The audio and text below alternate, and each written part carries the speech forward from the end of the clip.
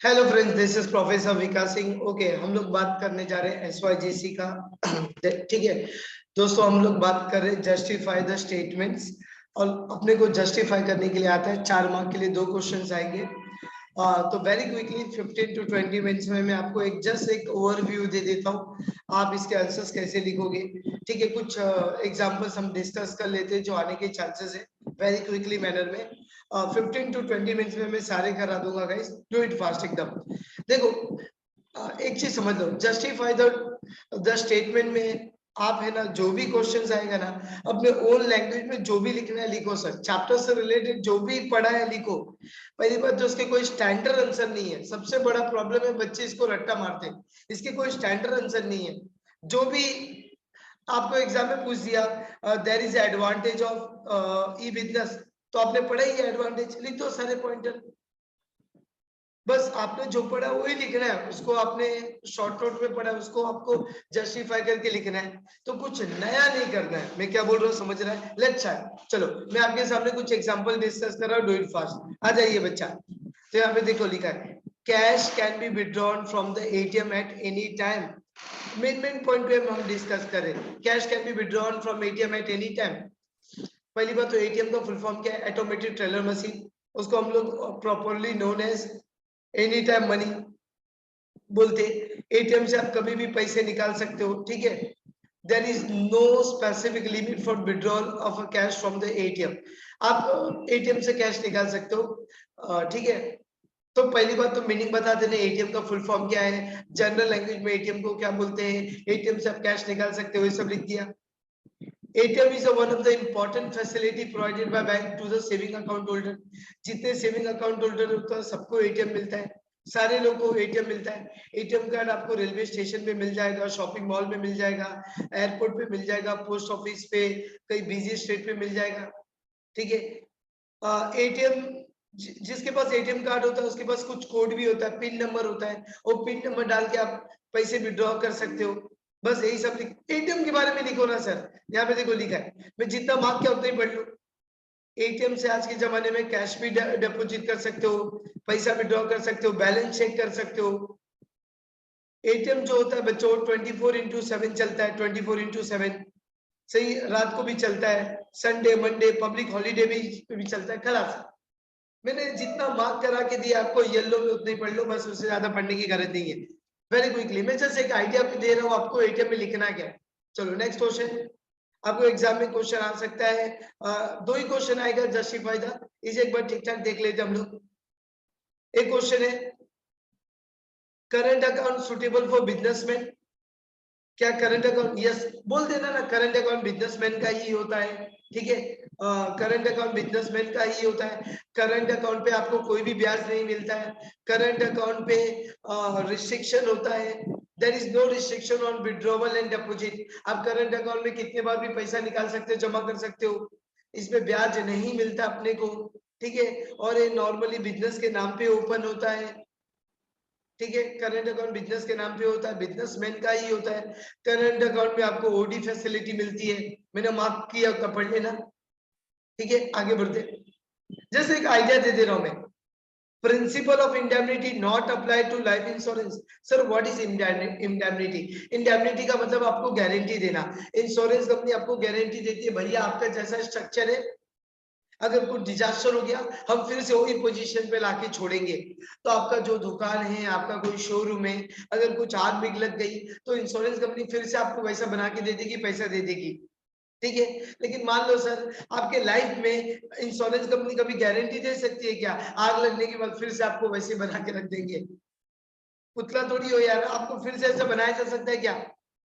Sir आपके goods जल गया, आप मेजर कर सकते हो, इतने लाख का गुड्स जल गया, इतने का माल जल गया।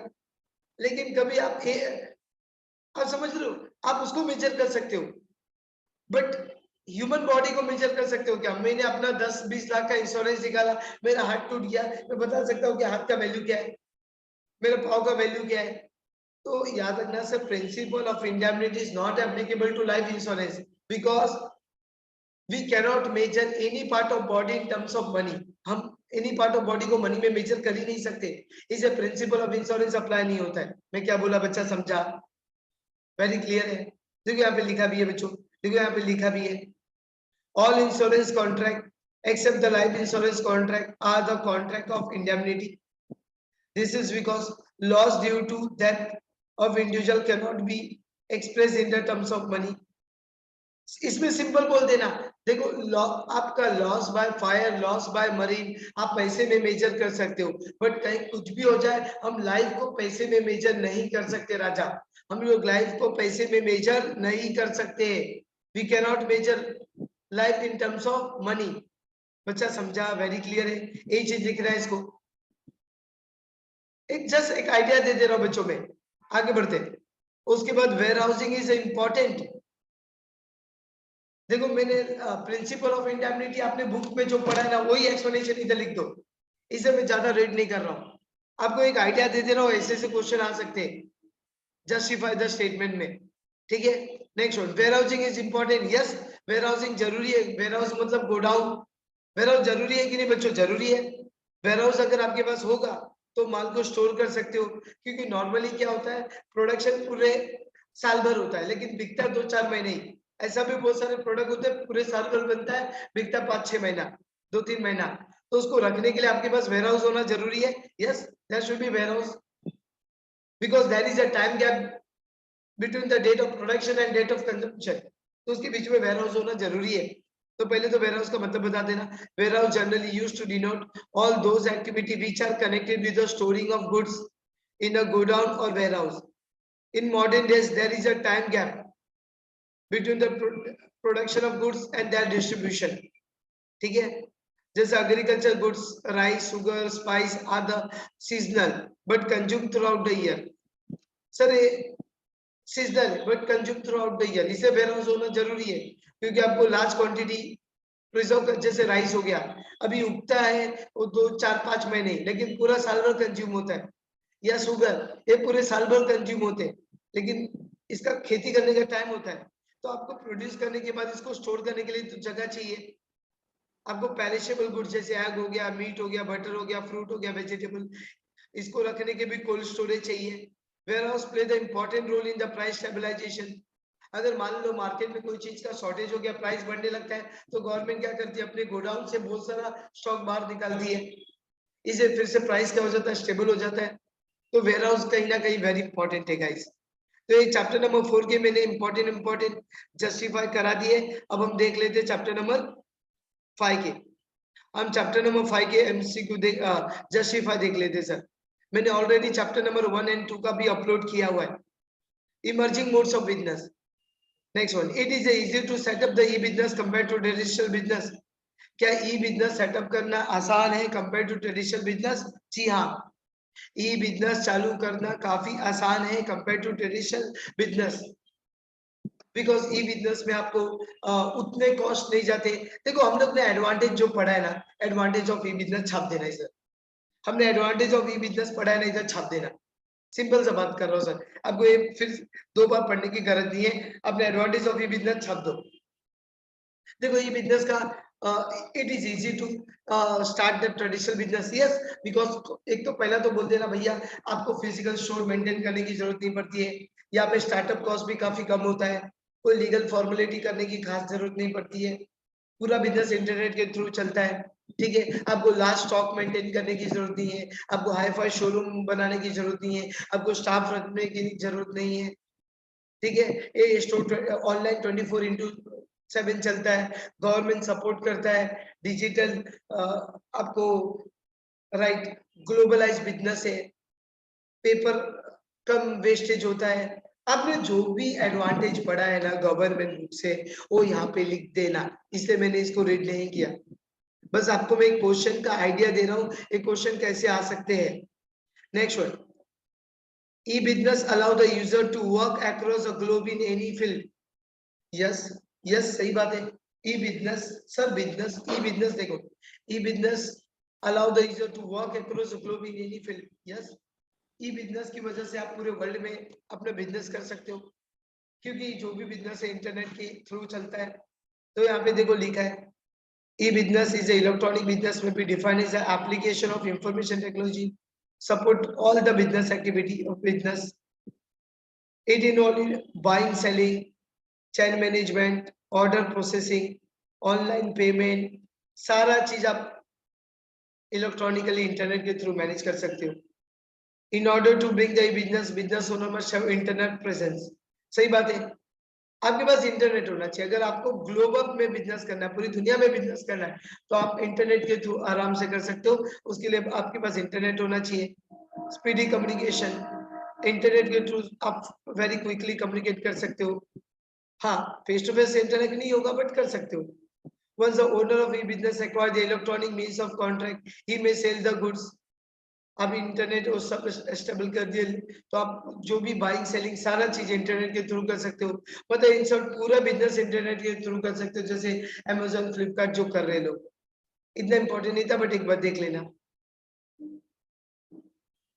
नेक्स्ट एक क्वेश्चन आ सकता है, online transaction done with the help of internet. Yes, जो भी आज के जमाने में ऑनलाइन ट्रांजैक्शन होता है, जो भी बाइंग सेलिंग हो रहा है विद इंटरनेट हो रहा है, जो भी एडवर्टाइजमेंट हो रहा है इंटरनेट के हो रहा है, जो भी आप प्रोडक्ट सिलेक्ट कर रहे हो इंटरनेट के थ्रू कर रहे हो, जो भी पेमेंट कर रहे हो इंटरनेट के थ्रू कर रहे हो। मतलब आप स्टेप बता देना सर। आप ऑनलाइन बाय करने जाते हो तो रजिस्ट्रेशन कराते हो, उसके बाद जो भी आप प्रोडक्ट चॉइस कर रहे हो इंटरनेट के थ्रू चॉइस कर रहे हो, आपको जो भी इंफॉर्मेशन मिल रहा है इंटरनेट के थ्रू मिल रहा है। बाद में जो भी प्रोडक्ट आपने सिलेक्ट किया बाय करने के लिए शॉपिंग कार्ट में ऐड हो जाता है, शॉपिंग कार्ट में ऐड हो जाता है। बाद में आप जो भी आपको पेमेंट करना है वो इंटरनेट के थ्रू कर दे रहे हो और आपके एड्रेस पे वो आ जाता है। बस कितना सिंपल है। तो जो भी इसमें जो मैंने बोला ना वही लिखा है sir.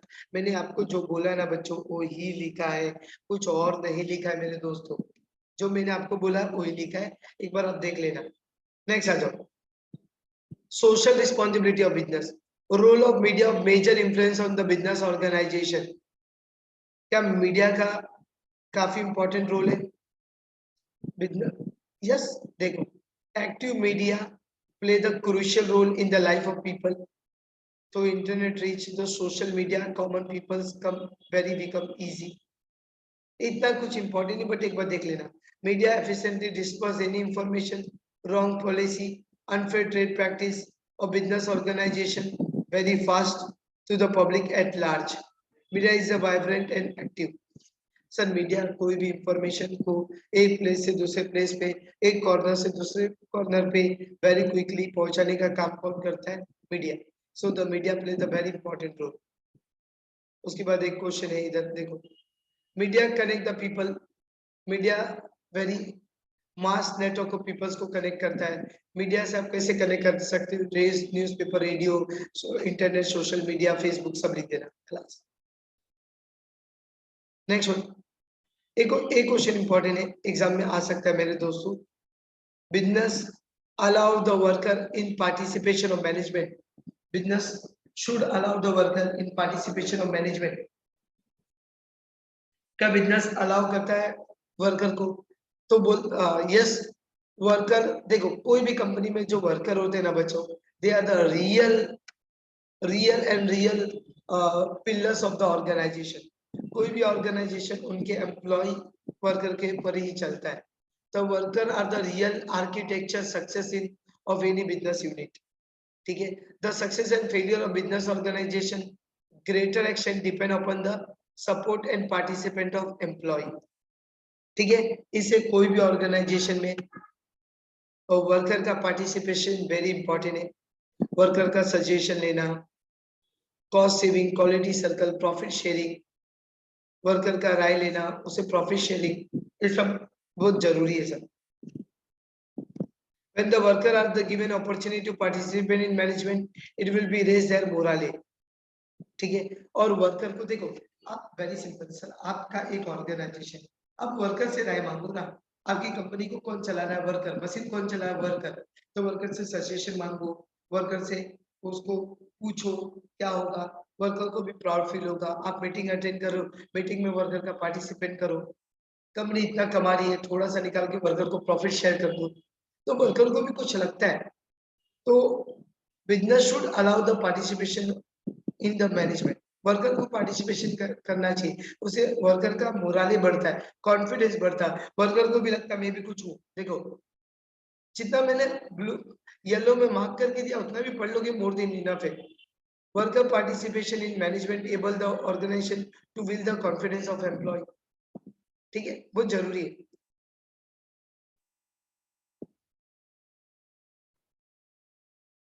Business organization should avoid environmental pollution and ecological balance. एक बार देख लेना, बिजनेस फंक्शन को कभी भी एयर पॉल्यूशन, साउंड पॉल्यूशन नहीं करना चाहिए, डस्ट पॉल्यूशन नहीं करना चाहिए, कुछ मेजर्स एडॉप्ट करना चाहिए, हार्मफुल केमिकल गैसेस को कुछ उसके लिए उनको कुछ मेजर्स एडॉप्ट करना चाहिए, अच्छे इंस्ट्रूमेंट यूज करना चाहिए, एनवायरनमेंट को पॉल्यूट नहीं करना चाहिए, ऑर्गेनाइजेशन की एक रिस्पॉन्सिबिलिटी है, सब लिख देना इसके अंदर भर भर के। वेरी क्लियर है गाइस, भर भर के लिख देना, कुछ भी नहीं इसके अंदर। ठीक है, तो मैंने बच्चों आपको ऑलमोस्ट इतने करा दिए। ठीक है,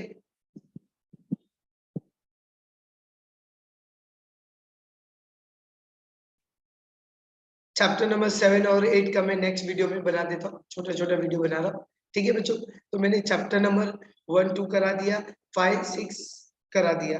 ठीक है, चैप्टर नंबर 4 5 6 और सर 2 ही आता है। जो जो मैं 15 मिनट का वीडियो देख लोगे तो कवर हो जाएगा।